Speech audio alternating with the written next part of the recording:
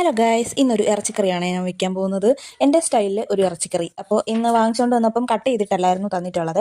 അപ്പോൾ അതെല്ലാം ഒന്ന് കട്ട് ചെയ്ത് കഴുകി വൃത്തിയാക്കി എടുത്തിട്ടുണ്ട്. ഇതിന് ഇനി പൊടികളെല്ലാം മുളക് പൊടി, മല്ലിപ്പൊടി, മഞ്ഞൾപ്പൊടി, പിന്നെ ഗരം മസാല ഇത്രയും ചേർത്ത്, പിന്നെ ഉപ്പും കൂടെ ചേർത്ത് ഇതെല്ലാം കൂടെ ചേർത്ത് നന്നായിട്ട് മിക്സ് ചെയ്ത് അങ്ങോട്ട് മാറ്റി വെക്കുന്നുണ്ട്.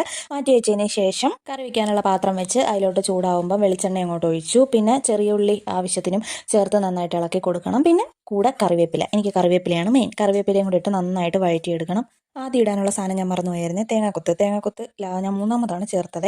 അതൊന്ന് വഴണ്ട് കഴിയുമ്പോഴത്തേനും ഇഞ്ചിയും വെളുത്തുള്ളിയും പേസ്റ്റ് ചേർത്ത് കൊടുത്ത് നന്നായിട്ട് വഴറ്റിയെടുത്തതിന് ശേഷം പച്ചമണമൊക്കെ ഒന്ന് മാറുന്നു. ബാക്കി പൊടികളെല്ലാം ചേർത്ത് കൊടുക്കുന്നു. മല്ലിപ്പൊടി, കുറച്ച് മുളക് പൊടി, പിന്നെ ഗരം മസാല, മഞ്ഞൾപ്പൊടി ഞാൻ ഇനി ചേർക്കുന്നില്ല. ഇതെല്ലാം കൂടെ ചേർത്ത് ഒന്ന് നന്നായിട്ട് മൂപ്പിച്ചെടുത്തതിന് ശേഷം കുറച്ച് കുരുമുളക് പൊടിയും കൂടെ ചേർത്ത് ഒന്നും കൂടി ഒന്ന് മൂപ്പിച്ചെടുക്കുന്നുണ്ട്. അതിൻ്റെ ആ പൊടികളുടെ എല്ലാം പച്ചമണം ഒന്ന് മാറുന്നവരെ ഒന്ന് മൂപ്പിച്ചെടുത്തതിന് ശേഷം നമ്മൾ പുരട്ടി വെച്ചിരിക്കുന്ന ഇറച്ചി അങ്ങോട്ട് എടുത്ത് ഇതിലോട്ട് ചേർത്ത് നന്നായിട്ട് അങ്ങോട്ട് മിക്സ് ചെയ്യുക. നമ്മുടെ രാജചേച്ചി പറയും പോലെ മിക്സ് വെൽ.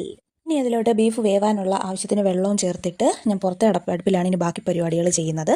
അടുപ്പിലിരുന്ന് നന്നായിട്ട് വെന്തതിന് ശേഷം ഞാൻ വെള്ളം ഒന്ന് വറ്റാനായിട്ട്, കുറച്ചും കൂടി വറ്റാനായിട്ട് അകത്ത് ഗ്യാസിൽ കൊണ്ടുവന്ന് കുറച്ച് നേരം കൂടെ തിളപ്പിച്ചതിന് ശേഷം നമ്മുടെ അടിപൊളി ഇറച്ചിക്കറി റെഡി ആയിട്ടുണ്ട്. ഇനി നല്ല ചീനി വേവിച്ചതിൻ്റെ കൂടെ നല്ല കറി അങ്ങോട്ട് ഒഴിച്ച് ഇനി കഴിക്കട്ടെ. ബായ്.